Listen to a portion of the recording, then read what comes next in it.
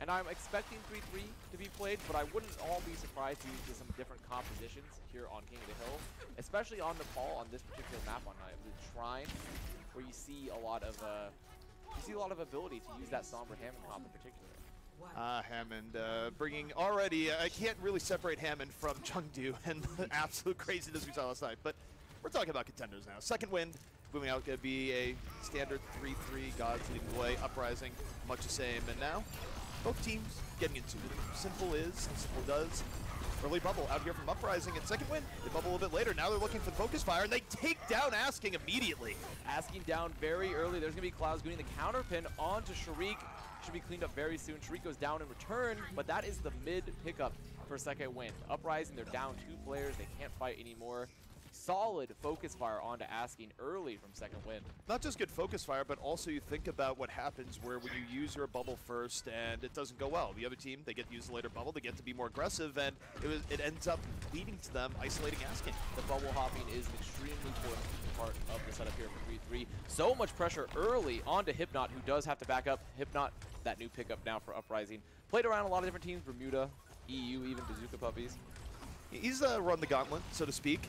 But second win, just going to back up a little bit. Early Earthshatter coming in from Hypnot, and it's enough. They deal with Sharik early, and second win, they're actually going to engage. They decide to use the Transcendence here, trying to make the fight winnable, but it's very difficult. Everyone in Uprising still very good HP. Rally's going to be used here from Klaus, and this should be Uprising's fight. A really interesting trance usage from Bird because they were already down. Sharik, he was gone early based off that shatter from Hypnot. Dino cleaning up on the point. And they didn't have a focus. They didn't have anyone to lead the focus. When that trance is out, you don't have the Reinhardt player. You don't have that brawler on point. And Ryan is so important once you're fighting for that point control. I mean, in general, here in 3-3, when you're down Ryan, you just lose the ability to make the other team fear you to an extent. And it was just, I feel like that's a situation where second win should have let it go. And right now, most importantly, moving to the next fight, both teams are coming up on their combos. That is Zarya, the Graviton, the Bomb, and whoever gets it off first is in a very strong advantage. Well, Asking again, land the grab first. Punka lay down the self-destruct right to the backside, gets 3! Punk finishing it off the setup from Asking, and easy execution coming in from the Uprising. Klaus also there using that flail from Brigitte there to also move the shield, ensure the cleanup for Uprising Academy. So Uprising Academy, they still hold point. However, 2 support ults up for them and the combo up for second win. How do they have to play around the grav bomb that's coming up here? They need to play playing split and ensure that only Hypnot, if possible, is going to be caught in this grab. Asking needs to save the bubbles as well to keep him alive because second win will be looking to remove those barriers, remove the shields, and get value from that combo. Second one moving in. Oh, it's a fight that they should have been able to take, but Dino changes the tide of battle immediately and takes down Bird, and second wind, at the very least, they don't throw any else into a losing fight, but that buys Uprising a whole lot of time. Dino so far seems to be outperforming Bird, getting these early pickups, having better trances in general. So Uprising really, really benefiting from his play, and it's so important. If you can just win, get 1 early pick on these rotations early, where the probability monsters, I like to say, just works against you, then you're in such a huge advantage. Well, the key here is now this is a do-or-die situation for second win. If they lose this fight after investing ultimates, that's going to be it. Early Earthshatter coming from Hypnot, trying to set the tone of battle. Instead, Grav coming up the other way. Self-destruct up from second win, moving over, connects. Good execution from second win. They deal with the Earthshatter. They move on to the point. It's not over yet. It is not over yet. However, going to be pretty much a 99 time bank for Uprising. The second win going to be flipped this half, and really good setup there for second win. They were able to clean up off the shatter of Sharik along with the bomb and the combo, but they used 3 ults, 3 big ults for second win to secure that cap, and they can't lose a fight. No, they can't, and going into this next fight, it's about using support ults well. It is extremely important for second win to not only get value out of the support ults, but remember that Uprising are coming up on that Graviton, on that bomb. So really important for them to get the early pick off and build up ults with their return. Asking to be the one to set the tone here. Graviton, Eden immediately goes for the grab. Gods right on top of it. Gods pick it up where he left off yesterday. Now second win, they transcend aggressively. They move in. They try and take advantage of Uprising being a bit of disarray. Punk drops a self-destruct, gets absolutely nothing. Barrier invested here from second win, and Uprising, they used their ults there as well, so both teams drained on support ults. Hypnot in danger, getting isolated, drop shadow into pressure, and going the fall. Both teams now without a Reinhardt, and it's still 5v5. Both teams exchanging the shatter as well, but this is so strong for second win. They have a really highly charged Zarya. They're coming up on that grab, on that bomb very soon. Second win. Ice building up the Graviton mid-fight, immediately drops as soon as he gets it. Gods, where are you at? Drops self-destruct, other side, 3 taken down before the bomb even explodes. And Second Wind going to fight their way back. They take round 1. Dino popping that trance just to delay the point, but it is over now. That was a really, really good hold for Second Wind, and also such an important grab eat from Gods. That Graviton being eaten was extremely important. And we talked about it all last week, right? Where Gods is a veteran player. He is someone that has been around for a very long time. But it almost feels like that he's kind of renewed himself on the grind. He's sort of refocused. And we're seeing a new Gods right now. We are, in a lot of different ways, we are definitely seeing a new Gods. Halo as well, also in this lineup for Second Wind. We saw Reptile earlier, last week actually, but Halo, he was a sort of a ladder star, pulled directly from that rank ladder onto NRG last season, making the departure for Pooks. And he's a very solid mechanical Lucio, and it's interesting to see what sort of value he can bring to Second Wind. However, a pretty good first showing so far. The fun thing about the swap off there is that historically Gods and Pooks were the ones that were tied together, and now Pooks off to the other team, Halo coming in. It is Uprising Academy now, rolling out, and they're going to be running this Orisa Diva with the double sniper essentially, but well, the Hanzo Ash, I should say. So a lot of long range damage, a lot of spam damage up for Uprising Academy. Meanwhile, Second Wind, they're okay with this. They're going to take some time, rotate around, and they're not even going to give Uprising a chance to really poke them until the point is actually contestable. Exactly. And Second Wind also, really their goal here is they need to be looking to contest the backline here of Uprising Academy, even just fighting the point by itself. Here comes the engage. Super aggressive, Shriek leading the way. God's right behind him. Second Wind diving on the Uprising, trying to limit the effectiveness of these longer range heroes. Klaus is going to go down, but not before Iced falls, so both teams a little bit bloodied here. God's going to get poked down, and Uprising did a lot of damage as Second Wind tried to dive in. Gods right now just having the 1v1 here. He's winning the 1v1 as Swimmer now manages to get him. It's going to be the first cap here for Uprising Academy, and Second Wind, they had the right idea. They needed to contest the backline, but the problem is they engaged so aggressively without getting the, Hypnot was right with them. There was no cooldowns used for Uprising Academy early for their tanks. No, not in the least, and now you look towards Uprising here. This is something you really like when you're running range damage, where you can play all around the point and not give Second Wind an easy target the death ball onto. Yes, now Second Wind, now that the point is flipped, they need to be trying to get a little bit of point presence, get that poke, and then look for the engage. Cooldowns have to come out early. You see, Hypnot, he's playing split from his team, but close enough. Well, actually not Hypnot, I should say Punk. Punk is looking to contest the team, but also look to peel back. Now we're going to see Uprising under pressure here once more. Klaus says, oh, a bunch of pressure coming down Main Street. Here's the Dragon! Going to go and just devour 3 right off of it. That was absolutely well-timed from Klaus. Extremely good Dragon, catching them on that setup there. They're on the pillars. It's a natural funnel, a natural choke point for the Dragon. Klaus, someone I wasn't extremely impressed with last season with his Brigitte play, but when he's on those DPS heroes, those damage-using heroes, he is such an important player. Klaus has definitely been playing well on the Hanzo here so far. 50% uncontested for the Uprising Academy here on the second round in Nepal. Second Wind now, they have to be feeling a little bit desperate. 60% already. They need to be getting these ults a little bit faster. Bird gets the early pick up on the Dino, and there's going to be Klaus going down as well. Oh, and that's really rough for Uprising. They invest ults towards the tail end after people are already down. Second Wind working with a really big advantage here. Not an ideal situation for Bob in the least, and that's just, you blink and you missed it. It was a very decisive dive for Second Wind. That was a great setup. I mean, using the trance early as well, because Bird gets that pick off on the Dino, then you know you can use the trance for free. There is no counter trance for Dino. Second Wind picking it up, but 80% or 79% already picked up for Uprising Academy. All right, Second Wind, long way to go here. What do they have to do in terms of ult economy to make this work? They need to be making sure they get lots of value out of these tank ults. If anything, they need to be only looking to use Shariq's Primal if possible. Maybe get the trance out early for Uprising Academy as they enter the point. And there's no Orisa either for Hypnot. It's going to be the Rhine, so it's even easier for them to look for that engage since that Orisa is so strong for killing for the team. Shriek waiting while here, just going to casually walk up. Not going to use the Primal Rage here just yet. Second Wind trying to delay this engage for as long as possible, get a little bit more progress on the point before they have to start showing their cards. But now Shriek going to go for the Primal. Waited to a situation where he can maybe get some people booped off the side. Doesn't quite work out for him. Uprising able to back out. It's still a lot of disruption though. Self-destruct from Gods going to back. Doesn't connect. And no, actually it's fine. It got Dino in the very, very end. So off of that, he'll be fine here for Second Wind. catching both Punk and Dino right there with that self-destruct, and this cleanup now. But 2 ults used for second wind, and most importantly, those were the only 2 tank ults they had early on the fight, and they got the trans out of Dino. You know what I think happened there for the self-destruct? Because it wasn't instantly as soon as it went off, I don't think that outright killed Dino. I think it actually knocked him off. I mean, it's extremely possible. We was a little bit off the camera there, but most importantly was Shariq's setup with the Primal by displacing all Uprising for the bomb, making sure they could not get away. So, not too bad here. Second wind, evening things up. Hypnot. Oh, down he goes! Halo gets the easy poop on the offhand side. Second wind off of that Hero Lucio play. Now in a much better position. Uprising's not going to have a lot of time. Drops why? Why?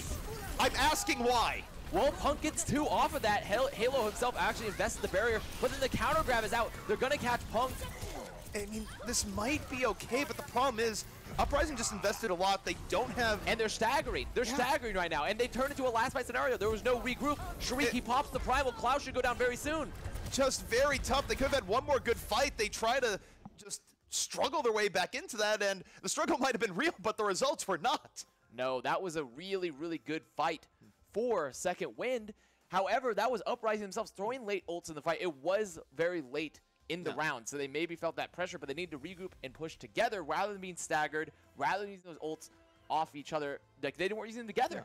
No, at least, and you want to think about how Uprising maybe got into a rough situation there. Think back to what Halo did, where Halo was able to get that boop kill, basically removing a gigantic chunk of time, where I think if they had more time, maybe they don't invest all that trying to win that fight, but they were looking at going, well, this is going to be really tough, and they tried to salvage a fight, just not trusting in the fact that they didn't think they would have more time. I mean, they still had about 20% on the clock, so they had some time to regroup, come back, rather than investing the grab. They were extremely confident, I think. Asking saw the grab opportunity, and Punk was there to follow up, so they were extremely confident that they could clean up that grab. They got 2 frags from there. Punk had a great bomb, but the problem is the rest of second wind was still alive. They were at their spawn door. You were already down Hypnot. There was no one there to help clean up all those frags, despite the great grab, because Reinhardt is one of your primary damage dealers in this meta, especially for grabs. Yeah, and look, you take a look at this here. Second wind, they've been also just looking really good in general, where we said prior to the game, right? We talked about Gods, where, hey, Gods has been doing much better this season.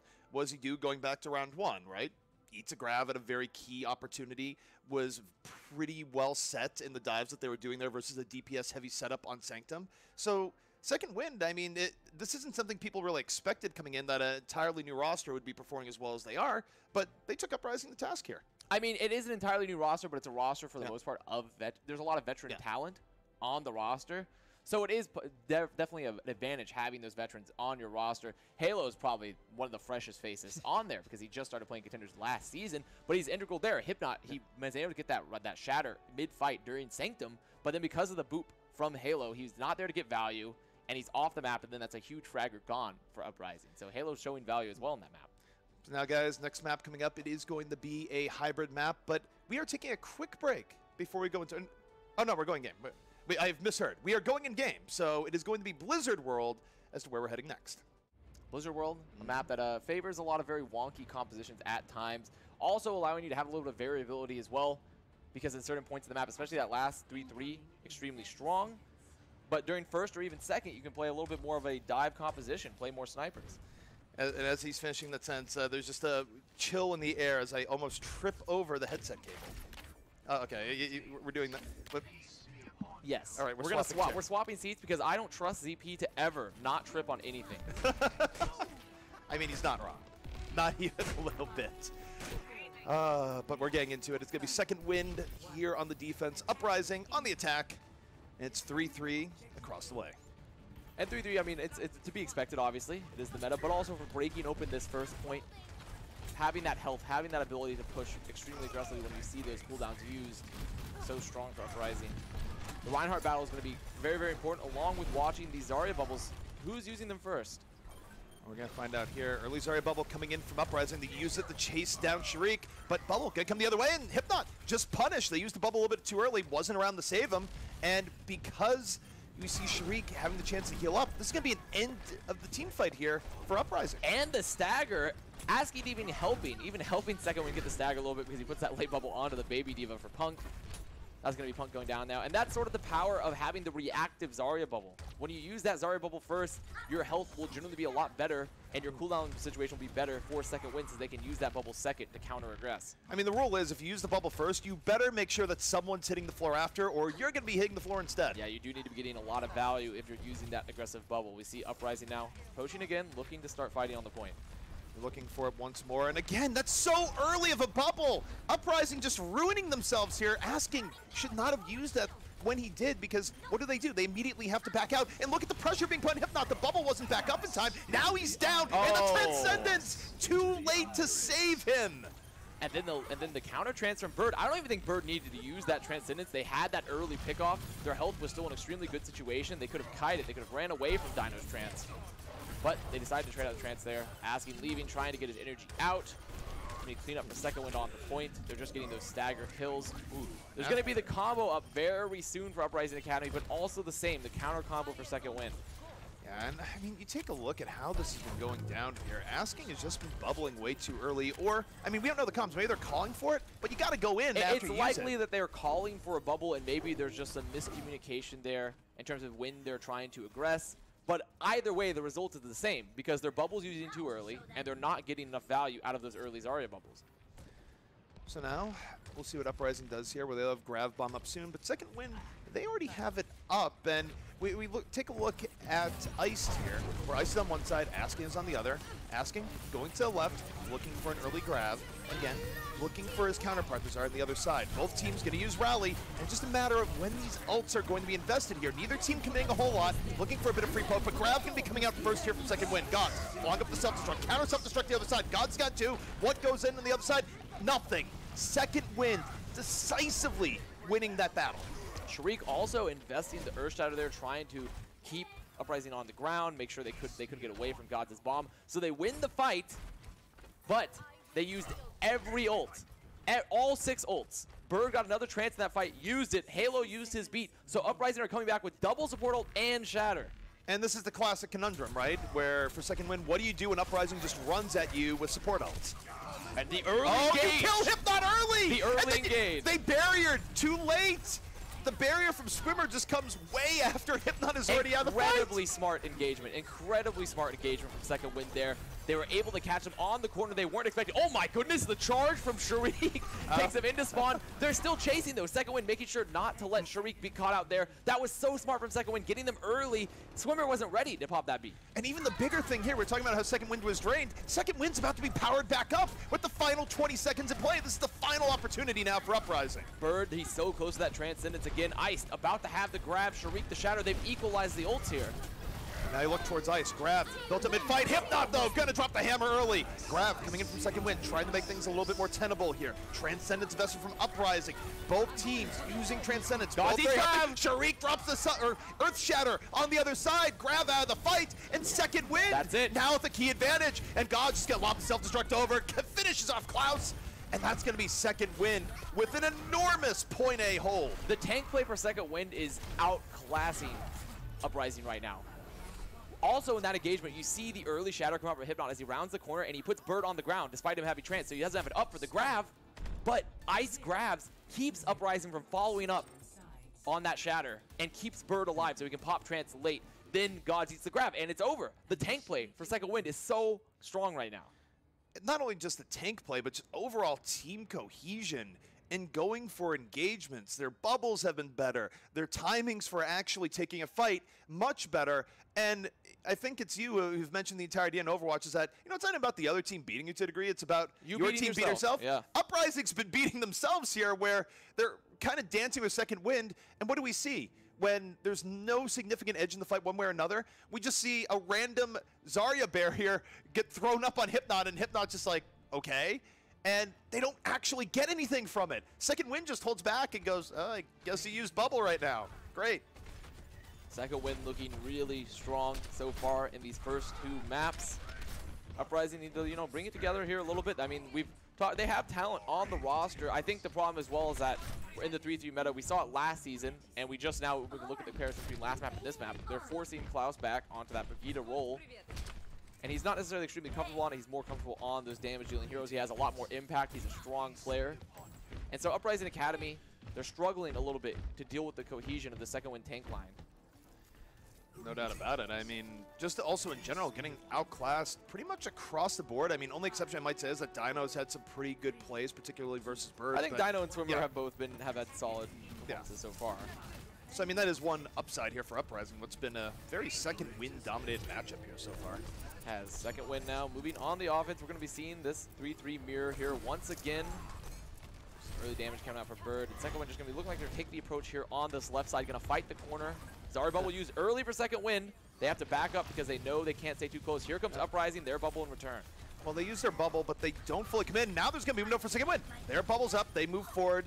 Both teams. Asking so low. He gets really low, and Klaus gets caught on the other side while Asking was getting focused. They tried to save him. They don't save Klaus, but Uprising still doing an okay job fighting back. The problem is it's the first setup of the hybrid map. They have to defend all ticks, not just a point, but a mere 33%. Speedily, he's 1 HP. Please, Bird, heal him.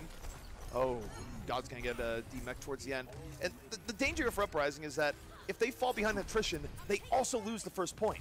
They do. I mean, and second wind, they have so much time. So all they need to do is look for an engagement where they have, you know, a huge ult advantage, 4 or 5 ults, 6 ults, and they've forced any ults out of Uprising Academy, and they know their win condition. They just need a tick. Meanwhile, you take a look here, Gods significantly ahead of Punk. I'm looking for a Grav bomb setup, Asking with Grav, Iced with Grav. And we'll see how this fight breaks out. Bubble used early. Hypnot, though, using it for the Shatter. Getting knocked into the ground, countered by Transcendence on the other side. Slightly other Transcendence coming in for Uprising. No for Uprising. And Uprising now, starting to run a little bit low in power. They rally as they start backing up. They give up a bit of room, but they also punish Shariq at the same time. It's a good disengage for Uprising this time. They punish the aggressors of second wind, and now they can throw it back. The problem is that second wind, they kept Grav the entire time. They don't invest it, and now they have a really solid condition moving into the next fight. They have Grav and Bomb. However, Swimmer does have the beat, and a well-timed beat can theoretically, as long as your bubble's up, make you live through that combo. But it's up to Uprising if they want to play reactively or if they actually want to take the engage first. I mean, Uprising, looks like reactive. They need to get in their face, force out an early Grav, and have Punk eat the Grav is kind of their best case scenario. I mean, they're playing reactive here. They're looking to try to maybe eat the Grav or get the early engage. Dino down to Shariq, though, and the beat used so early. Well, the beat's used early, but they use it to take down Ice. There's not going to be the combo early. Ice gets chunked pretty heavily, but second wind say we still want to take this fight. Barrier out early, but it's not time for the self-destruct. Self-destruct going to hit him towards the very end. Bird taken out. Oh, and God, Uprising. this? Oh, Uprising fighting this back and then some.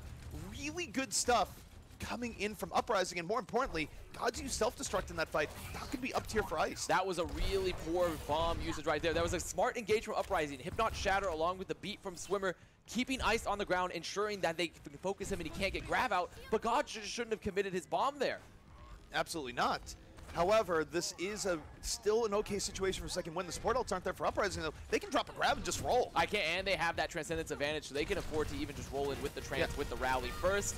Here comes the rally. They're walking onto point. They're looking for this Grav. It's for Ice. The Grav needs to connect them. Already used Transcendence early. Ice hasn't dropped Grav. Now there it is finally, and they're going to try and finish it up. And Uprising don't really have the ability to deal with it. Shadow's going to seal the deal, but even without the Shatter, they just didn't have the sustain to deal with it. Second wind going to be taking Blizzard World here, and again, pretty dominant fashion. A very dominant fashion for second wind here on Blizz World. I mean, it got close.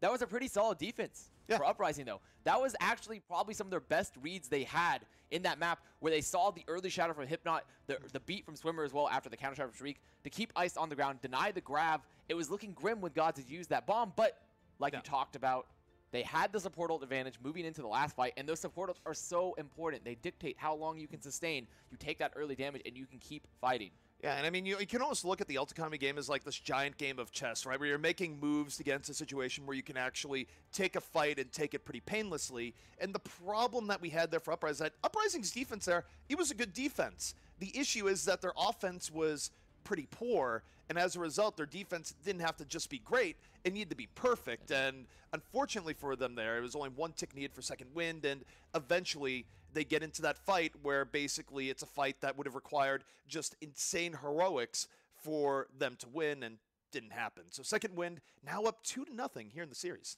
Yes, and that was, I mean, second win just looking extremely strong. And, you know, the best defense is a good offense, is a saying that's been said for a very long time throughout just any sport. And it remains true to this day, even in Overwatch. If you limit yourself already, your win conditions, then you can't win. Yeah. You just can't win if you've already limited how far you can go because of a bad offense. Well, guys, I was going to do it here for the first half. When we come back, second half action heading at you. Can Uprising bring this back? We'll find out in just a few minutes.